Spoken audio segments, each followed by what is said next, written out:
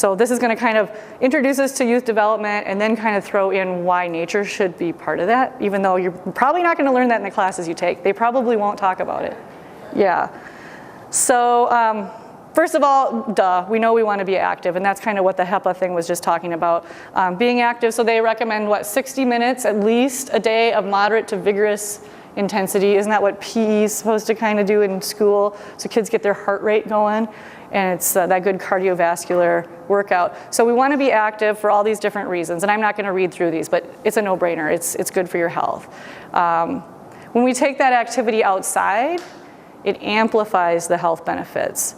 Well, we look at the different ways that nature benefits us. So it's physical activities, the physical part of it, but there's mental, there's spiritual, there's environmental. So typically I would hand out these little strips, let you read it, think about which category it falls into, but it's really just to reinforce that when we take the activity outside, we get all these additional benefits that you can't get when you do it in a gym or inside a building. So yeah, sorry I don't have those papers with me. And one aspect of that is vitamin D. So you guys all know what vitamin D is, okay? And you have to be exposed to the sun to get that real benefit of vitamin D. And I'm not, you guys are the astro whatever over here, so you know the chemistry and physics stuff better than I do.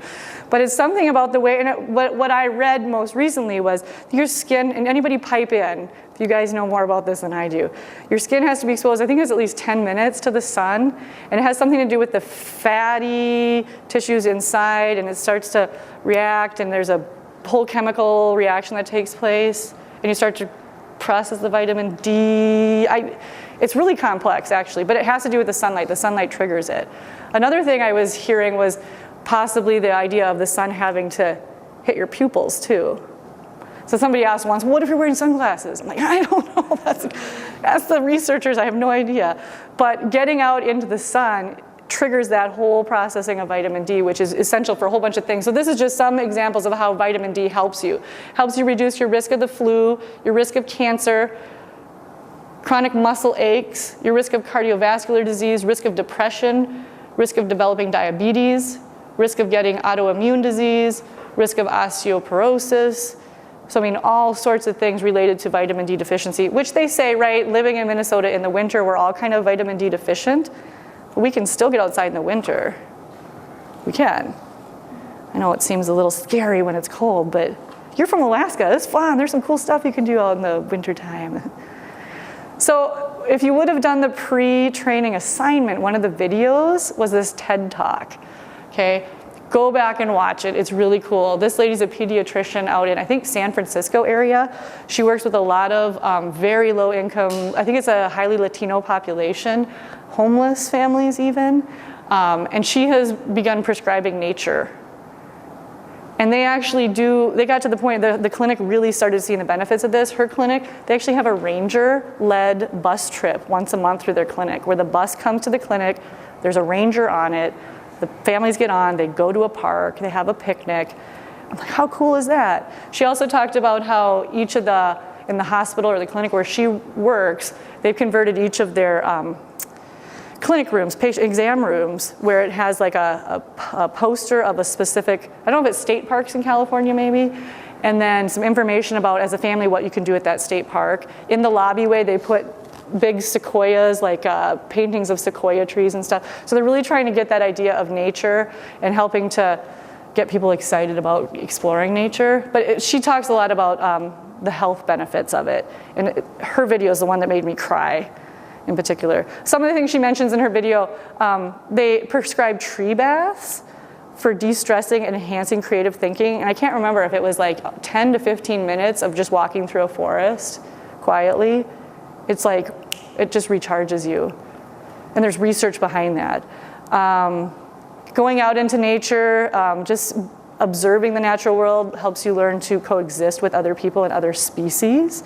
And she gives really good anecdotal stories. She talked about fort building, how it prepares adolescents for independence and occurs in all cultures around the world. She talks about place attachment. And I can say this from where I grew up around Lake Minnetonka, where we built those forts.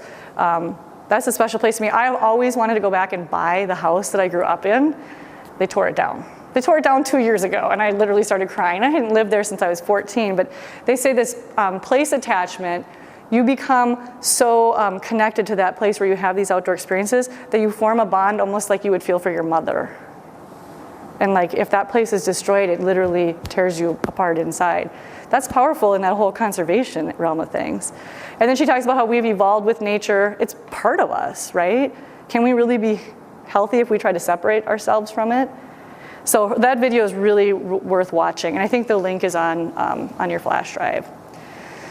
So with the development, human development, we all know, we start out in life and we're pretty limited on what we're capable of understanding and doing, and as we mature and grow older, we develop and change. And so we're going to kind of just touch on, and typically we would spend a lot more time on this. We would spread out, and each team would get a developmental theory that you'd kind of analyze and then bring it back to the rest of the group. We're going to do it a little different today. We're going to skim over it.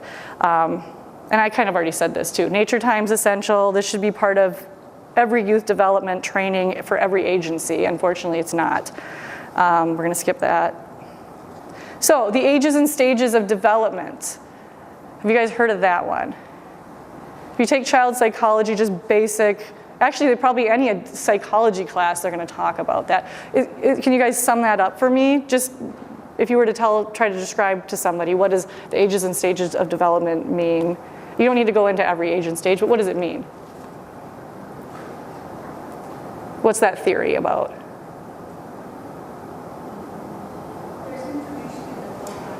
Yeah, in your chapter, but I didn't want to spend a whole lot of time reading everything. So I'm just going to jump into these because we're really limited on time today since we started late, and we're actually ending. This is usually an 8-hour training. So basically, just like I showed in that graphic back there, as we go through our development, human development, we start to think differently, we can understand concepts differently, right? And just with our physical abilities, our motor skills, like she was talking in the HEPA video about fine motor skills and how those, what do they call it, family dining, the way it allows them to use their little tiny fingers, chubby little fingers, and actually grab that carrot, and you're developing different skills at that level too. So ages and stages of development. So when you're working with children, they're changing so quickly from what they can actually understand, comprehend, and what they can physically do. And so it's really nice to have a little bit of an understanding of, if you're going to be leading an activity outside, I don't want to make this really dumbed down for older kids that are going to be bored. I don't want to make it really, really hard for little kids who can't even keep up or comprehend. So we throw this in here into this training because a lot of the volunteers we work with have no experience working with kids, but they want to. They're just a little nervous about it. So this is really important stuff to know. I don't want to pound on it today because some of you have taken classes on this, and there's a ton more resources on your flash drive. So we're just going to summarize these theories here quickly. So with the ages and stages of development, so children develop different physical and mental abilities at different stages. Not every child's going to develop the same abilities at the same age. So it's not necessarily an age thing, it's a stage thing. So it doesn't mean all kindergartners can write their name. Some of them might be able to write a sentence, and some of them might not even know how to write a letter. So it's a stage thing.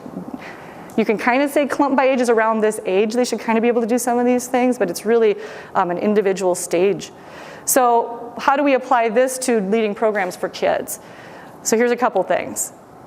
Know that it's okay to separate them by age or ability even. You could do that. We at Plainview, where we piloted our first Project Go programs back in 2005, working with the migrant community, we had to open it from kindergarten up to 12th grade because when mom and dad were working at the canning factory, the older brother and sister were at home watching the little brother and sister. So if we just excluded, if we just said it was for the older kids, they wouldn't have been able to come. So we had to have this wide range of kids coming to our program.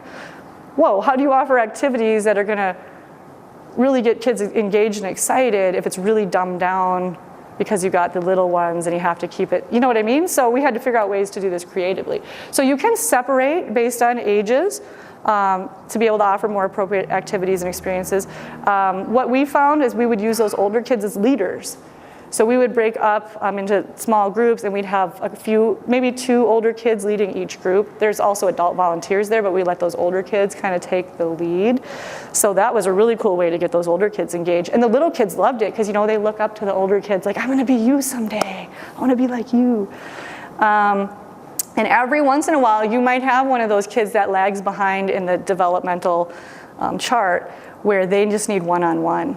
And that's okay to do that too. We would always, no matter what Project Go program I was volunteering at, there's always one way in the back when we go on walks, like 2 blocks behind everybody else.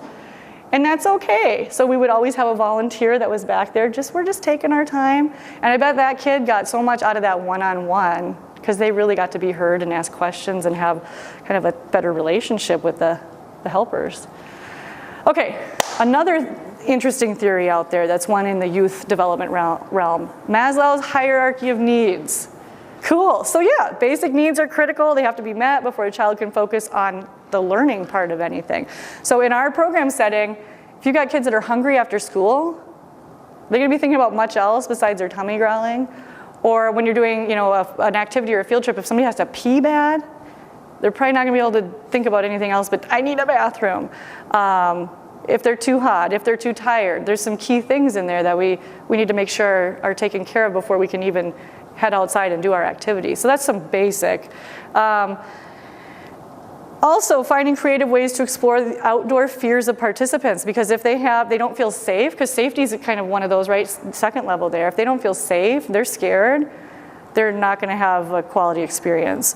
So we did a couple of that and talked about in the beginning some of the icebreakers, ways you can tie in so that maybe gets them thinking about things they don't like about the outdoors or situations where maybe they had a scary encounter outdoors. You can kind of roll that into the icebreakers even so that you can get a heads up on what might be some things you need to think about so that those issues are addressed and those kids feel a little more comfortable going outside. Now you put some other examples. You can do a journaling activity, a survey, or work it into those kinds of games.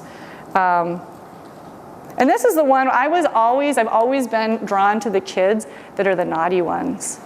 Always. I don't know, I lived in a trailer park for 4 years when I was a kid, so I met a lot of little troublemakers, and they all had issues at home. All of them, that's why they were naughty. And so I've always been drawn to the kids that kind of act out at programs. And a lot of times with volunteers, I see them like, oh, I can't stand that kid. He's so obnoxious, he never listens. That's a kid that probably needs to be at our program more than the others. So recognizing that children who act out, they might not be getting those basic needs met at home. And we're gonna talk about mandated reporting briefly later too, but that's something to keep an eye on when they're acting out, that maybe there's something really serious going on home where it needs to be reported. And I just really like to reinforce, and you guys all know this working through the Y, but some of the other volunteers we work with haven't thought of it this way, that you can change a kid's life. You could be the one. When I lived in a trailer park, so I got divorced. You're gonna get my whole life story today. I got divorced in 2006, and I lived in a trailer park for a year, because it's actually really affordable to live in a trailer park. Even though there's that stigma and I was kind of embarrassed, it was super affordable. And so I started a Project Go program in that trailer park. And there was these 3 little boys that are brothers that lived down the way in the trailer park. And we would meet once a week, but they'd come over to my house every day and knock, when's it Project Go again? When do we have Project Go?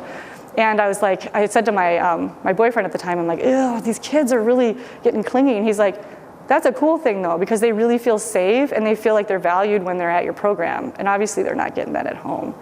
So, you know, an hour of your time a week can actually really change a child's life. So keep that in mind. You have a lot of power to do good.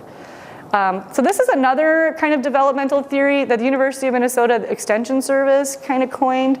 And actually, I don't know if it's U of M Extension. It's Extension 4-H. So that's kind of across, you know, the country and all the different states. But they talk about the quality keys to youth development, and they've narrowed it down to these 8 basic needs of youth. And I think this is in your book. If you flip the page, one more page, and chapter 3 toward the end. Yeah, no, it's not in there. Or was it ahead of that? Chapter 3. Yeah, there you go. It's got a picture of like a grandma smiling, because I think she was one of the early kind of founders of this theory. So the 8 basic needs of quality youth development. Somebody want to read those off for me? Yeah, go for it. feel a sense of safety and structure, experience active participation, group membership, and belonging, develop self-worth through meaningful contribution, experiment to discover self, gain independence, and gain control over one's life, develop significant quality relationships with peers and at least one adult, discuss conflicting values and form their own, feel pride of competence and mastery, expand their capacity to enjoy life, and know that success is possible. So in your youth studies major, that's a lot of the stuff they're going to dig into, but 4-H uses that as like, that's when they train their volunteers, they kind of build on that. And in our logic model, we actually rolled in some of those, I mean, it's worded the exact same way as in there, with letting them have some say in how they get to explore. They call it self-directed exploration.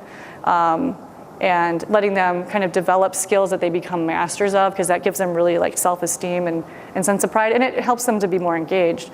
But they talk about safety as one of the first things there. And I learned this actually from somebody who was a grad student in the youth leadership program, is it? Brian Hubbard.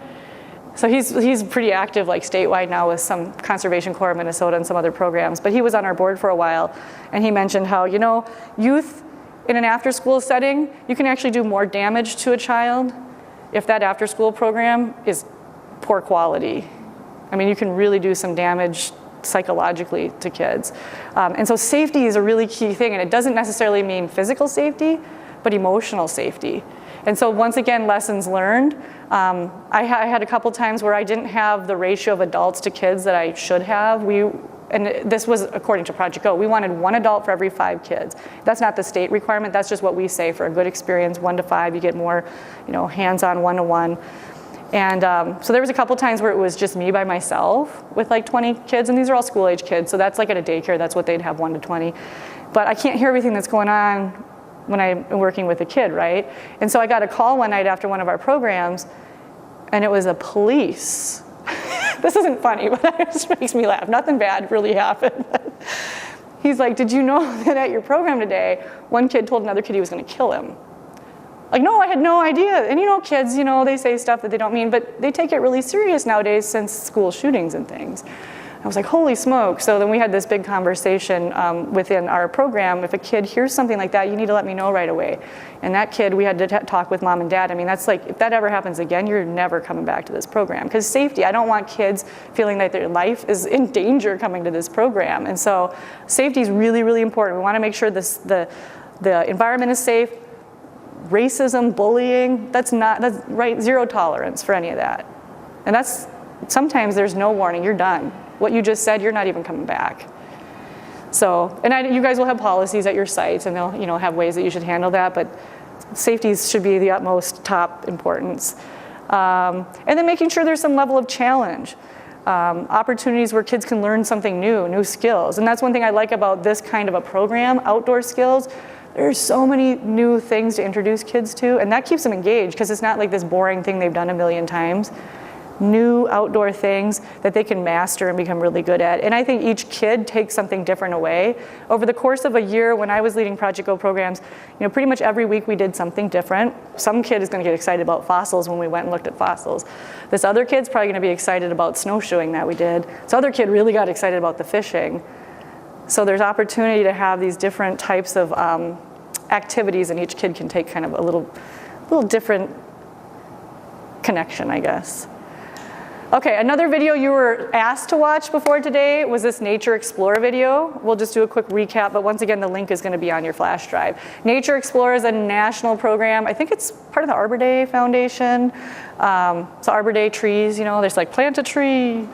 So this program, they specifically work with younger, like I think preschool is their key focus, but they do some stuff for like school, elementary school age. They help design nature playgrounds. That's the new thing now, nature play areas. Instead of a traditional playground with the swings and the slides, it's like an area where there's water and sand and you dig. There's an area with loose parts where you can build forts from branches and logs and things. They'll have like nature art, nature music. And these are popping up all over the country. There's several of them around Minnesota here. So they have a series of videos on YouTube. If you just type Nature Explore on YouTube, you'll come to their channel. Tons of cool videos. This one in particular that I was asking you guys to watch, they kind of recap how getting outdoors into nature helps you learn. So we get the physical and mental and emotional health benefits, plus it actually enhances learning. And so here's some of the things they talk about. It helps increase calm and it helps you focus. Anybody that's worked with ADHD, so attention deficit hyperactive kids, will know that this is true. If you can get them out even for 5-10 minutes outside and come back into the classroom, much more able to focus. So they're stimulated in a different way outside that just helps them calm down. And part of that is releasing the energy. They're in a space where they can run and be loud and burn off some of that energy.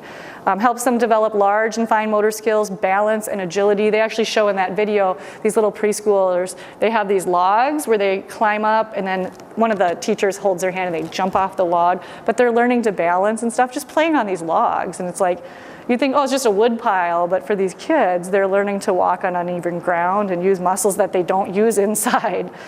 And increases social and language skills, the way kids interact when they're outside and especially out in nature, really helps enhance the social aspect. Creativity, problem solving, and I can testify to that. That's my fort building right there. Holy smokes. And I carry those skills with me. I use them every day. I think we, in our neighborhood, our little gang of girls, we were the fort builders. We actually had a fort we called the Camouflage Dude House, the CDH. We had a theme song and everything. And we were very democratic. We would sit in a circle. This is days when we were bored. We would sit in a circle. We'd all write on a paper 3 ideas we wanted to do. We'd go around and share ideas, and then we would vote. But I was known as the fort boss. That was my name. So I learned my leadership skills from that. We would go to war against the boys in the neighborhood. Yes, we actually had I should have put a picture. Our fort, it was made out of old doors. We went around the neighborhood and knocked on doors and we're like, do you have any stuff we can use to build a fort? People were giving us all kinds of junk. So we built out of these old doors over the branch of a willow tree. So we had a tower on top and then the fort was underneath. And there was a bell in the tower. So whenever the boys were coming, we'd ring the bell and that meant to get your weapons. And our weapons were well, it's kind of gross. We made a little slingshot. And we put cat poop from the litter box. Yeah, and then sometimes we actually would take mud and try to make it look like poop so that they thought it was, but yeah, we were kind of goofy. But very creative, and I've never been afraid to use that creativity, and it's helped me out. I mean, like I said, trying to find work during the 10 years when I was employed seasonally, I was creative about it, and I was able to find, and then eventually start this organization. So, and I owe that all to those outdoor experiences. And then of course, when you're outside releasing that energy and you're able to calm down, it helps dispel those behavior problems. Teachers see a lot less issues in the classroom with behavior after kids have been outside. Right, there's a ton of research even looking at inner city where kids who walked past trees on their way to school scored higher on test score. I mean, they've done a ton of research. And so Richard Louve's book, Last Child in the Woods, that will expose you to all that research. And then the Children in Nature Network, which we mentioned again in a little bit here, it's a website where you can go into their archives and there's thousands of research studies, but you can type in search words. But there's a ton of inner city studies been done where you don't have to have a park even. It's the ants living in the crack of the sidewalk. It's the pigeons nesting on the ledge of the apartment building. I mean, that's where our job is to show kids nature is everywhere. And once they really start to look at it, then the benefits start to come. So yeah, and it can be tricky. Inner city can be tricky, but it's not impossible. And then of course the science learning, as kids start to get exposed to the outdoors and start to, just like we were just saying, start to observe things, or things are gently, did you notice that? They get really more interested in science all around. And teachers notice this, teachers see that. I actually had teachers from Plainview, St. Charles, the 2 towns where I ran Project Go programs, teachers saying their kids were raising their hand more in class, especially with science topics, because we had seen these things at Project Go, and they were the ones now raising their hands. Especially what I thought was cool was these Latino kids that they're not ESL, they actually speak English I think, better than Spanish, but they're usually really shy in the classroom. And they were like, this was so cool. They were raising their hand and interjecting, and it was always, we did this at Project O, we saw this at Project Go. So I thought that was really cool. Like, we're doing what we're hoping to do here. Teachers are seeing this happening. So a couple lessons learned.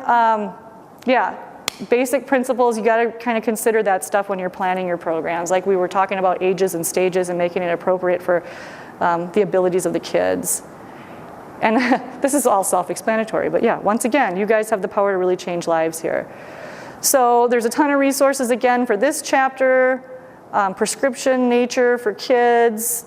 These are all on the flash drive. Understanding the ages and stages of youth. Oh, actually, those things are all in the handbook. Those things. The other ones I think that are mentioned on the flash drive are here. The Children in Nature Network, like I said, that resource, that library is online and it's awesome stuff. University of Minnesota Extension, they offer an online training called Youth Work Matters. And I mean, you guys are in college, you're taking all these classes, but I like to mention this for maybe a little bit older folks who they went into some other career and now they're interested in trying to get involved with youth. Really nice online training that they do. Used to be free, now they charge for it, but some neat online resources out there.